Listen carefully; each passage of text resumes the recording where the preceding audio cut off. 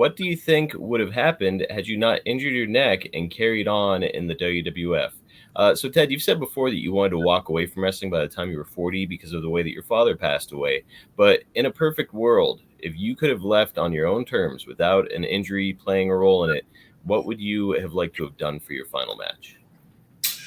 Oh gosh, it's hard to say what I would have done for a final match or who I would have chosen to have that final match with. At that time, it would be based on a territory.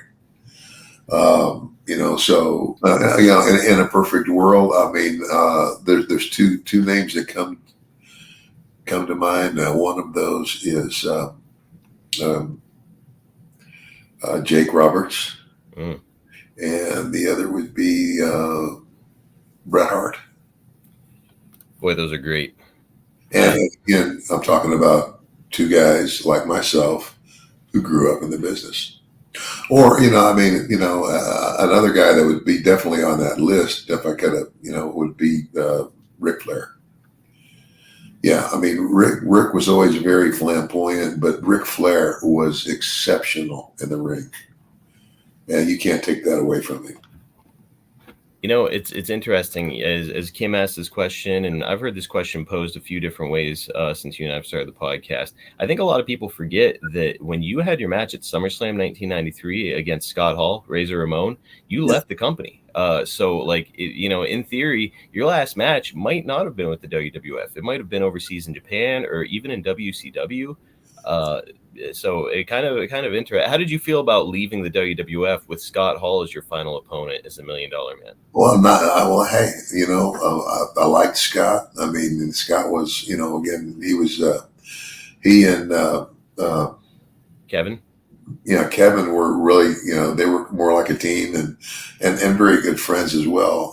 And so, having a match with Scott was, I couldn't think of a better way to go out. I mean, at that time it was like, it was, they didn't make it, nobody knew, it wasn't announced that this was Ted DiBiase's last match. Right. I didn't go out like that. I didn't have, set a date and okay, this was the last time you're ever going to get to see Ted DiBiase in the ring. That never happened. It's interesting that your final match as the $1 Million Man happened with Razor. And to your point, it's like he was a great guy to go out with because like he was a baby face on the rise at that time, and getting a win over the $1 Million Man probably did a lot for Scott. Yeah, and that's what it's all about. And again, it's like, there are other guys. I mean, there's a few guys that went out that announced it. This is going to be the last time, I get in the ring. This is my last match and all of that. Mm-hmm. But, that's okay. That didn't suit me.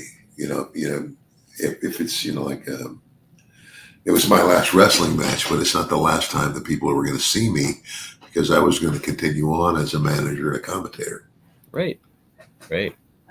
And yeah, you would go overseas to Japan, work a couple more matches, suffer your injury, and that was that.